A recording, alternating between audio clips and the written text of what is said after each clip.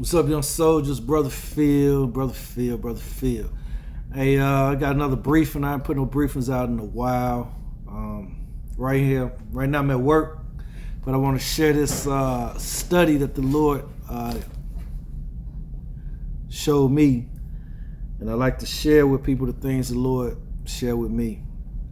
I think He gave me this so I can apply it in my life, and hopefully we all can apply it in our lives. It's actually dealing with, and I think it's really dealing with the times the church in right now in regards to crossing into the promised land to really start tearing down strongholds and confronting strongholds of the enemy to really fulfill the promises that the Lord has given many of us in our lives.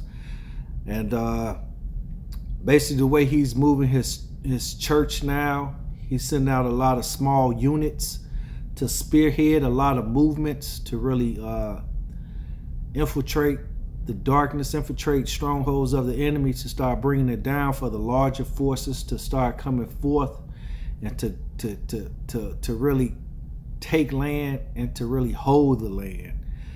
You know, so I really believe He got a lot of small ministries, small churches, ministries going forth in many different type of ways. That's really impacting darkness, that's really bringing light into the darkness. And this lesson right here is coming out the book of Joshua, and it was just dealing with, and I believe we all know the story when Joshua and them, when they crossed over to Jericho, they met the Lord of hosts, and the Lord gave them an assignment, a strategy in regards to taking the walls of Jericho and taking Jericho, right? And so I've read this many times, but and I know many of you already might know this, but I sometimes we know a thing, but sometimes the Lord had to reveal a thing to us in the right season, the right time. All right. So this one was just dealing with when the Lord told them that they will march around the wall. I believe it was 7 times. And at the 7th time, then they would praise, they would blow their horns, and then they would worship, and they will shout out loud, then the walls will fall, right? But the lesson that He showed me was in regards to their silence, for them not talking. And this is what Joshua told them in 6:10, Joshua 6:10. He's told them, he said, and Joshua had commanded the people, saying, you shall not shout, nor make any noise with your voice, neither shall any word proceed out of your mouth until the day I bid you shout, then shall you shout, right? And so Joshua gave this command to the soldiers when they walked around the wall and when they was back in camp. They had to be quiet. It was like, dude, all I want to hear is a cricket. When y'all walking around this wall, and when y'all, I don't want to hear nobody saying nothing. And there was a reason for that, because you have to remember that Jericho was a place where, and the scripture says this, it says that the Rahab's home, Rahab was a harlot, the woman that looked out for the spies of Israel, right? It says her home was built inside the wall of Jericho, which means there were other things in that wall that can influence a person, right? If Rahab a harlot, so we can say prostitution, right? So she could have been dressed all kind of ways, saying all type of crazy stuff as a prostitute, as a harlot, you know. And so just think of that. Just think of, first of all, a harlot's home in the wall. So what else was in that wall, right? And that wall represents something that influences you before you reach to your target, right? So if I'm going to stop you from getting somewhere, that means I have to come in front of you to try to hinder your movement forward, right? So if the Lord sends you from point A to point B, something comes up in front of you, all of it becomes a resist, something to resist you from going forward. That's the wall. And so what Joshua learned 40 years prior in regards to being quiet, he didn't want to repeat that same mistake again 40 years afterwards.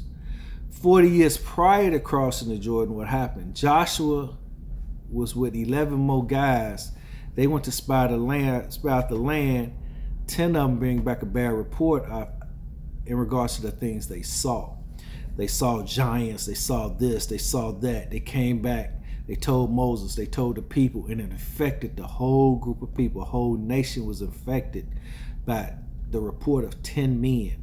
Came back crying, scared, talking about what they saw, and it affected a whole nation. Joshua knew this, right? This is why he only sent out 2 spies, because he knew the mistakes from last time. And the Lord definitely know how what a man see and hear can infect him, infect his mind, infect the way he think, infect his feelings, just mess a human up, right? So the Lord told Joshua, man, these people can't say nothing. Don't let them say nothing. Don't let them talk, because they finna see some things and hear some things that's gonna mess them up. You know, there's gonna be some weak ones amongst them. And these weak ones, when they see it, they can spread all type of chaos throughout the camp about what they talk about what they seen. Or they gonna see some things that's gonna influence them, that's gonna, tempt them and do some crazy type of things. They might sneak out the camp at night to sneak over there and do some crazy stuff. They might flip on you. They might become spies for them people in Jericho. Or they might hear some things and all of a sudden they, sexual wise, they can do things like Balaam, the curse of Balaam, the strategy of Balaam. He couldn't curse them, so he put forth a strategy that got the men of Israel to really, become the harlots of the land. They actually got flipped. So what I'm saying is, this is what the Lord was showing me, is that our silence is key. Our silence is key to a lot of these battles that's coming forth for the church, because we're going to start seeing some things and hearing some things, and we already done and was in the past. It's nothing new up under the sun. But these missions have to be completed. So the Lord saying silence is going to be our key. Silence is going to be the key. When the Lord gives you something, don't tell everybody about it. You know what I'm saying? Because you're going to tell a wrong person. That person's going to say something crazy to you. And when I mean crazy, it's going to be opposite, or it's going to be so close to it, but it's going to have this little thing to it that's going to twist you up. And so you have to be careful what you talk about. You have to be careful what you talk about. And there's a lot of times where you're just going to be straight silent, because you're going to see some things and hear some things that's going to influence the way you think. And the thought process is what's going to stop you from getting to the walls of Jericho and bringing them down, right? And so the Lord tells us that we should take into captivity anything that exalts itself against the knowledge of God. And so the knowledge of God is the very thing that he told you. That's the knowledge, right? So if he tell you to go to point B, the knowledge is go to point B. But then there's going to be something that's going to come up in your mind that's going to say, hey, I'm stopping you. It's not going to plainly just say I'm stopping you. But it's going to be something that come up in your mind that's here to stop you from getting to B. That's the stronghold. That's the thing that exalts itself against what you know. That's the thing that exalts itself against the knowledge of God. This thing, the influence that's seeking to stop you from making it be, is what you got to cast down. It's what the very thing you got to take captivity over. You got to take that thing and you got to smash it and you got to pull it down. And these are the things that the Israelites, or the army that Joshua had, will have to deal with in their first big battle against these walls, was learning how to discipline themselves about what they hear and what they see. Discipline themselves by what? Staying quiet and learning how in their minds to stay victorious against the enemy.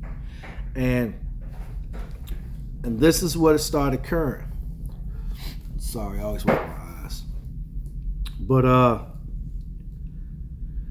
had to slow down a little bit because I go too fast. But this is what the Lord was trying to discipline them on, because the Lord knew this. And it ain't like he don't know everything, but he had to teach them this, that a strategy of the enemy is to push us to push us and to trick us into James 3, 5, and 6. And I want to read James 3, 5, and 6. It says, the tongue is a fire, a word of iniquity, a world of iniquity. So is the tongue among our members, that it defiles the whole body and sets on fire the course of nature, and it is set on fire of hell. So read James 3, 5, and 6. First of all, it warns us that our tongue, man, can destroy a lot of works, or destroy a lot of things in our lives, the way we speak, right? The way we speak and the attitude we have when we speak a thing. Our attitude when we speak a thing means a lot. It means a lot. Because out of a man's heart comes the issues of life, right? And so that's your attitude, man. That's just, it's something that's in you. And yeah, I'm saying it, and I'm saying this is how I feel about it, you know. It can be love, it can be hate, it can be envy, it can be whatever, right? But this thing, this tongue, is the key that the enemy used to really do a lot of work in our life, a lot of work against us. The tongue is the key for the enemy to use, right? That's the key. That's the access he has into our lives a lot of times. And so we hold the key right here in our mouth, but we freely give it to him when we speak certain ways, right? So we give him the key to ourselves, right? And it says, set on fire the course of nature. If you looked at the word course, it means Genesis, right? The beginning of a thing, nature, the beginning of a thing, the birth of a thing. And so the Lord knew when these people hit these walls and they start walking around, they begin to see things and hear things, and they begin to like, oh my God, what is going on here?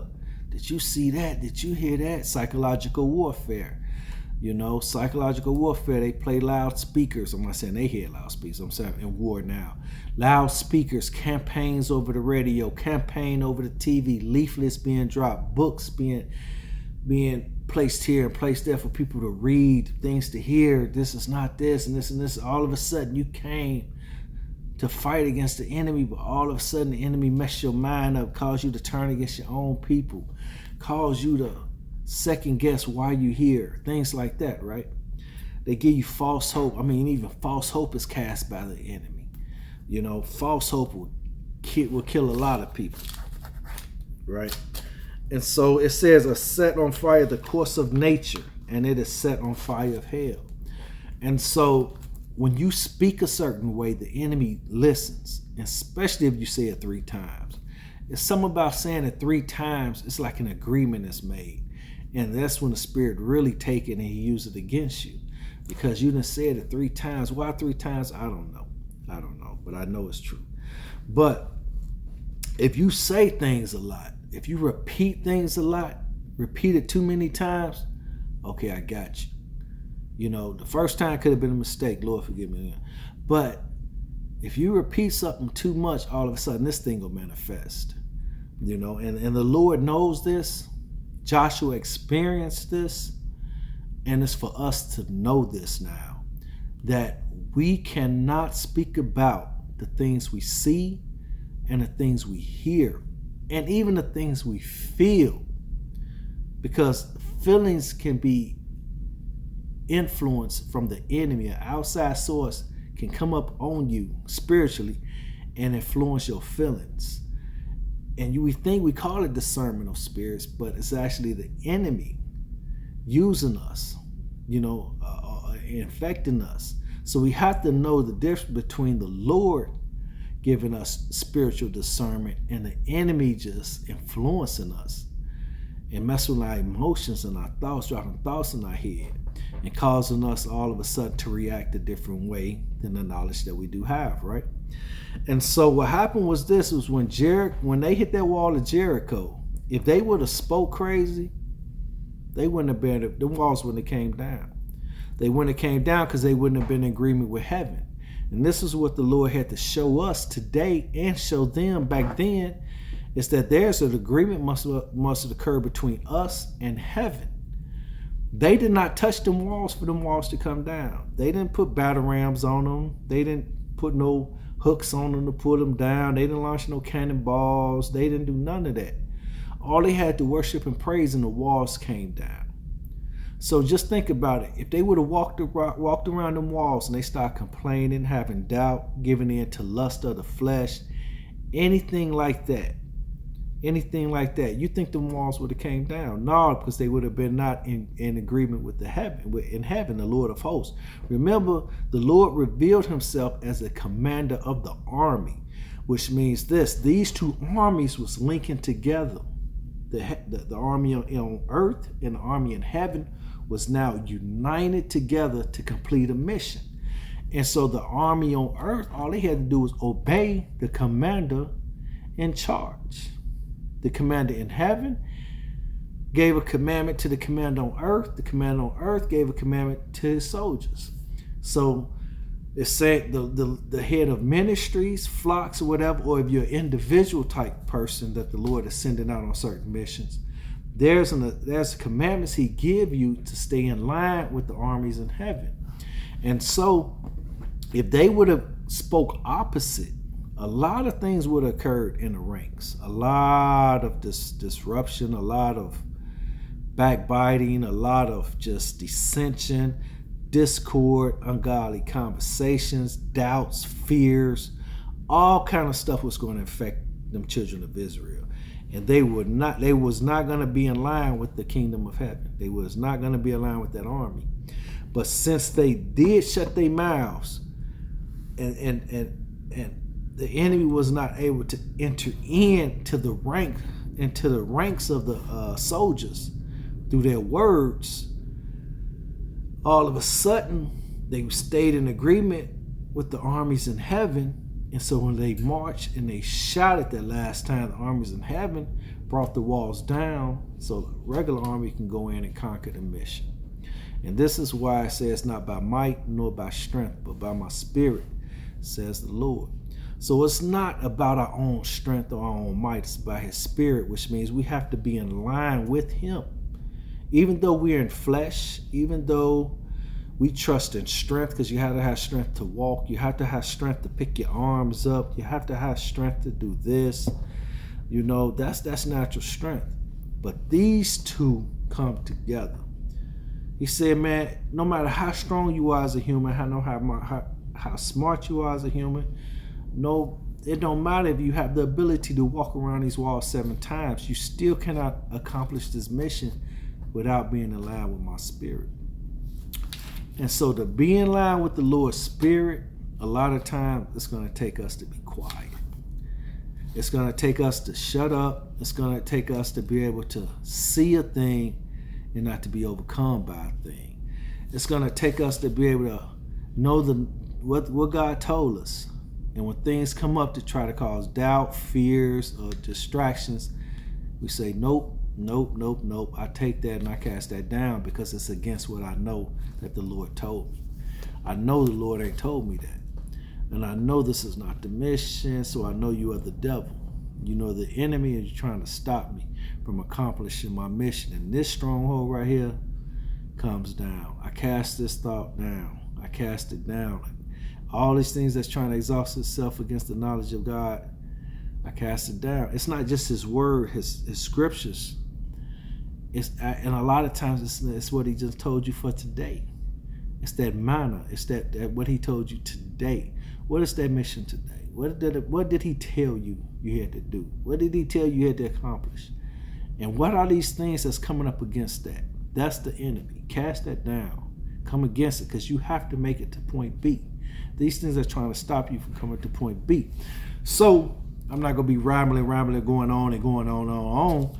But I will say this, that these flocks, these units, these works that the Lord got y'all going and got y'all doing, discipline yourselves in silence. Learn not to just say anything. Learn to watch people that come in bringing some garbage into the camp, because they're speaking against the mission, against the knowledge that the Lord has given you.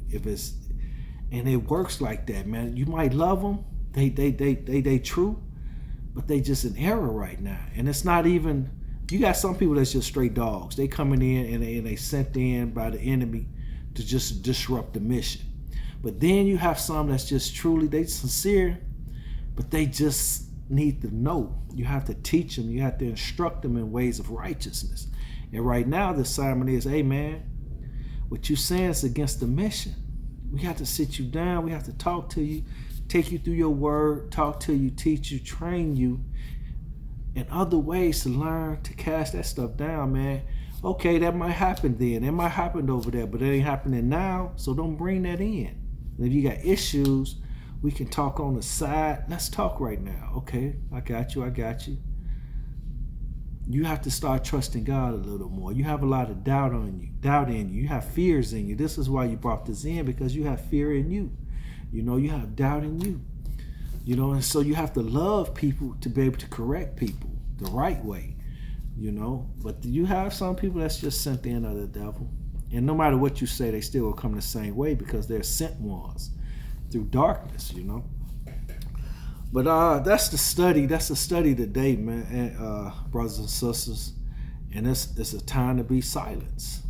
It's a time to be quiet. It's a time to be silent. It's a time to be silent.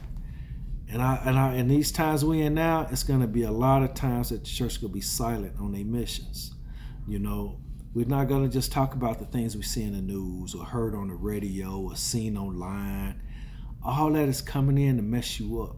It's coming in to stop a lot of work, because our conversation changed, because our views changed. The way we saw a thing began to change. You've seen it one way, but once you get influenced, all of a sudden you see it a different way. You heard one thing, now you hearing too many things. So it's changing your conversation because it's getting in your heart. And from the issues of life, from the heart are the issues of life. And so you basically begin to change your conversation. And a lot of times doubt kicks in. You start doubting a thing. And you cannot operate in doubt. You can't walk on water, doubt. You can't do it. And there's a lot of places you can only get by walking on water. And that's just how it is. You have to be in a spirit. You have to be above the natural. The natural laws of life can't affect those that walk on water. Gravity didn't affect Peter or Jesus when he walked on water. But if you begin to doubt, natural laws of life causes you to sink, because you begin to look at yourself. You begin to look at the situation too much. You're like, yeah, this thing is really happening. Yeah, it's really happening, but it don't affect me. Yeah, I might be this, but in Christ, I'm this. I'm a new creature. I'm a new creation. And so to walk on water, natural laws of life can't affect you. You have to walk in the spirit. You have to walk by faith to be able to walk on water. And so that's the lesson, man. It's just time to be silent. I hope this helps somebody. And I got to apply it to my life. And I think we all should apply it to our life because it do mess us up. And if we reflect, that we go back on yesterday or tomorrow. I can't say tomorrow because tomorrow not here. But last month, last year, and we reflect on things, we'll say, yeah, man, I did start off this way, but all of a sudden something I heard, seen, or a person, or I shared something with somebody and it was the wrong person to share it with, or they said something and we bouncing back and I'm trying to tell them it's this way. They trying to tell me it's this way because they experienced this and they did this. And they was trapped themselves. They got hit themselves and they didn't even realize it. And so they trying to tell you something through their experience. I want to know through your experience, man, what is the Lord saying? Your experience can get you. Your past experiences can mess you up today because you say, man, this happened to me then. It's going to happen to me again if I try. No, that don't mean that it's going to happen to you. Even if it come up, this time you know better that it's a strategy of the devil to try to stop you. And so this time when that thing pop up, it won't be an experience of defeat no more, but it'll be an experience for victory now because I know better now. I know this was a trick trying to stop me from getting from point A to point B.